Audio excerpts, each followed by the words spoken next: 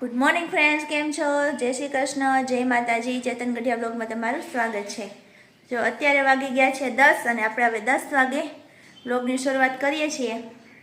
ઘરમાં સાવ શાંતિ છે, કારણ કે કાવ્યબેન સ્કૂલે જતા રહ્યા અને ચેતન પણ એના કામથી બહાર ગામ ગયા છે. એટલે હું, મમ્મી ને પપ્પા અમે 3 જ જણા છીએ. બધા પોતપોતાનું કામ કરે છે અને હું પણ જો ઘરનું બધું કામ છે ને પતાવીને ફ્રી થઈ ગઈ છું.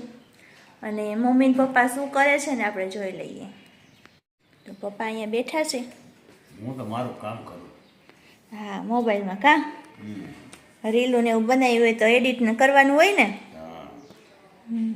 પછી શું કરવાનું? કંઈક તમે કહેતા હતા દવાનું, કંઈક દવા બનાવવાની. દવા બનાવવાની આયુર્વેદિક ઘરે કા? તો અમારે છે ને આયુર્વેદિક દવા બનાવવાની છે. એ દવાથી બહુ બધા ફાયદા થાય છે અને ઘરે જ બધી વસ્તુ હોય એમાંથી બની જાય છે. એ બનાવશું એટલે તમને બતાવશું અમે કઈ રીતના બનાવીએ છીએ, એનો ઉપયોગ શું છે, કઈ રીતના પીવાની છે. અને હવે આપણે છે ને અગાસીએ જઈએ છીએ. અગાસીએ મમ્મી, ખબર જ છે તમને બધાને, હમણાં પાપડ બનાવી દે તો જો આજે પણ એ પાપડ મળે જ છે. અને આટલા પાપડ તો એને વણી નહીં ખાસ. અને આ બાજુ સૂકવા છે. વેલની ખીચી બનાવી નાખી હતી. અને આપણે જો ફરવા ગયા હતા એટલે કપડાના ઢગલા થઈ ગયા છે. બધા કપડાં ધોઈને સૂકવાઈ ગયા છે. મમ્મી પાપડ કઈ રીતના બનાવે ને, અલગ સ્ટાઇલથી બનાવે. તો હું તમને જો હમણાં મળશે ને એટલે બતાવું કઈ રીતના બનાવે છે. મમ્મી પાપડ આવી રીતના બનાવે.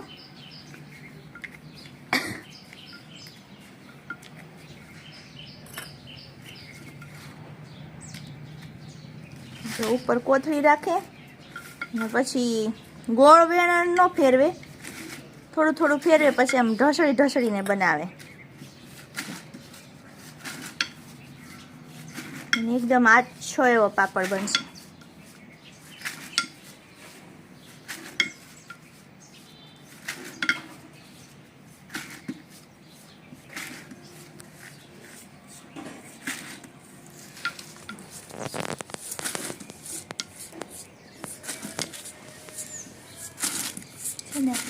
આછો પાપડ બનાવ્યો અને ફાટશે નહીં કા મમ્મી? અને ફરતી બાજુ વેલણ ફેરવી અને એકદમ આછો પાપડ કરી નાખશે.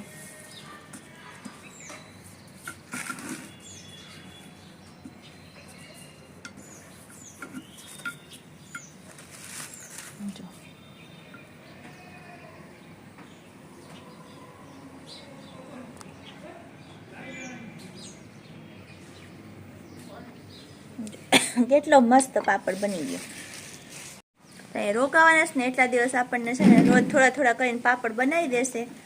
અને ચાલો હવે 10 તો વાગી ગયા, થોડી ઘણી રસોઈની તૈયારી કરવા માંડીએ. પૂછીએ કે શું જમવું છે સાહેબ તમારે? ટમેટા જાડ્યા છે, ટમેટાનું સૂપ બનાવી નાખીને. તો ટમેટાનું સૂપ એ તો બધાને ભાવેશ, કાવ્યાની ભાવેશ. ભાત નથી ખાવા. કાંઈ નહીં, અમારે ખાવા, તમે ન ખાતા. અમે ખાવું ભાત. ચાલો તો ચાલો સૂપ ભાત. અને શાક તો નથી બનાવવાનું, ના પાડે છે પપ્પાને. કંઈ શાક ખાવું નથી તો કાચા ટમેટાનો સંભારો બહુ ભાવે પપ્પાને. તો એ કે સંભારો બનાવીને કાચા ટમેટામાં કાલે લાવ્યા હતા ને તો એ બનાવવાના છે. હવે કંઈક રસોઈ બનાવવાની છે તો ચાલો પહેલાં તો હવે રસોઈ સ્ટાર્ટ કરી દઈએ. તો જો રસોઈ તો બની ગઈ, પણ હવે કાવ્યાબેન કહીને ગયા કે આજે છે ને વહેલી છૂટવાની છે, તો મને છે ને કે નાનાજી લેવા આવજો. એટલે હું ને પપ્પા છે ને કાવ્યને લેવા માટે સ્કૂલે જઈએ છીએ. ગાડી કાઢી લીધી. એને નાના ઘરે હોય ને એટલે એમ જ નાના તમને લઈ જાજો. ચાલો અમે લેવા જઈએ છીએ. ધીમે ધીમે છોકરાઓ આવે છે. આપણા કાવ્યાબેન પણ આવતા જશે.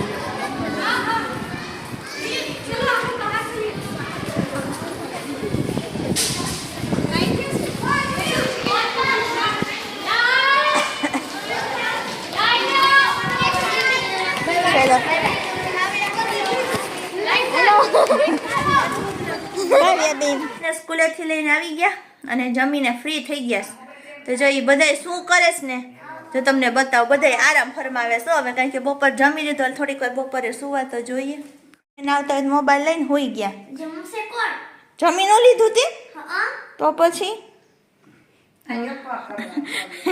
ખાઈ પીને અપવાસ અહીંયા જો મમ્મી હુવાની તૈયારીમાં છે ને એ પપ્પાએ હુઈ ગયા છે આપણે હવે હુવાની તૈયારીમાં એમ ખાતા આવ્યા પછી હિન્દી વાંચો મને જવો હા સારું વાલો તો હવે આપણે પણ થોડીક વાર સૂઈ જઈએ અને બપોર પછી હું તમને કહેતી હતી ને કે એક દવા બનાવવાની છે એ બપોર પછી આપણે બનાવશું તો વિડીયો સ્કીપ કરતા નહીં પૂરેપૂરો જોજો તમને બહુ મજા આવશે અને એ દવાના બહુ ફાયદા છે ને એ પણ તમને જાણવા મળશે તો મળીએ બપોર પછી જો આટલી વસ્તુ છે ને દવા બનાવવાની છે કઈ વસ્તુ કેટલી કેટલી જોહે આ આદુ છે કેટલું છે સફરજન છે આ લીંબુ છે આ લસણ છે ને આ મધ છે એમાં કેટલું કેટલું જોહે એટલું આપણે બનાવવું હોય માનો કે આપણે 300 ml બનાવવું છે હા તો આ બધું 100 ml લેવાનું 100 ગ્રામ લેવાનું આ સિવાય આ ચારે આઈટમ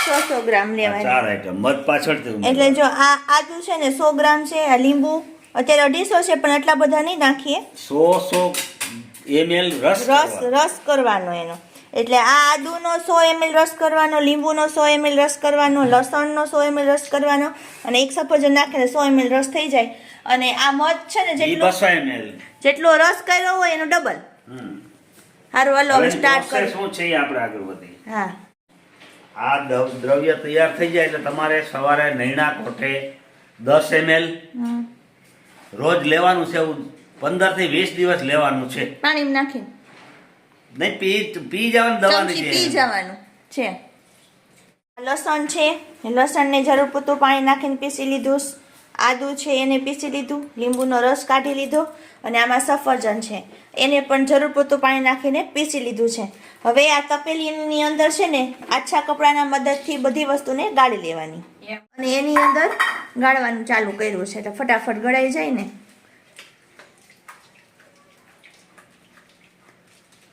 આવી રીતના ગાળી અને આ રસ છે ને 100 ml માપ લેવાનું બધા રસ છે ને હમણાં મમ્મી ગાળી લેશે હવે આ આદુનો રસ છે ને એ ગાળે છે મમ્મી ટૂંકમાં બધી વસ્તુ છે ને માપમાં લેવાની ચારે ચાર વસ્તુ અને મધ લઈએ અને જેટલું લીધું હોય ને બધું લિક્વિડ એનાથી ડબલ લેવાનું જો હવે આ સફરજનનો રસ લીધો ધીમા તાપે ઉકાળો આ સફરજન ગાળે છે મમ્મી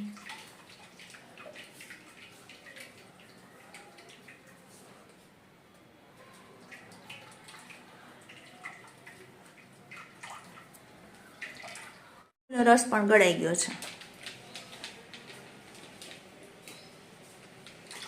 અને આ બધી વસ્તુ છે ને એક તપેલાની અંદર ભેગું કરવાનું પહેલા આ જે તપેલું છે ને એને આપણે ગેસ ઉપર ગરમ કરવા માટે મૂકવાનું આ બધી ચારેય વસ્તુ 100 ml આપણે લીધી છે અને આનો ચોથો ભાગ રહે ને ત્યાં સુધી આ બધી વસ્તુને આપણે ઉકાળવાની છે અને એ પણ ધીમા તાપે ફાસ્ટ ગેસે નહીં અને આ જો ધીમા તાપે મૂકીએ ને હલાવતા રહેવાનું પપ્પા આજ દવા બનાવશે એટલે પપ્પા કે હું હલાવું તપેલામાં હલાવે છે ચોથો ભાગ રહે ત્યાં સુધી હલાવતું રહેવાનું છે ધીમે ધીમે કા ધીમે ધીમે હા એટલે શું છે મિક્સ થતું રહે બધું અને બારે છે ને આ ઉકળતું હોય ને તો બારી દરવાજા બધું ખોલી નાખવાનું આપણે ખોલી લઈએ છીએ કારણ કે આ બધું ઉકળે ને એટલે છે ને સુગંધ છે ને બહુ એકદમ તેજ સુગંધ આવે લસણ ને બધું ઉકળે ને આદુ ને એટલે બારી દરવાજા ખોલી નાખીને તો બધી બહાર સુગંધ હોય નહીતર આખા રૂમમાંથી છે ને આની સુગંધ આવ્યા જ કરે જો આપણો રસ ઉકળે છે હો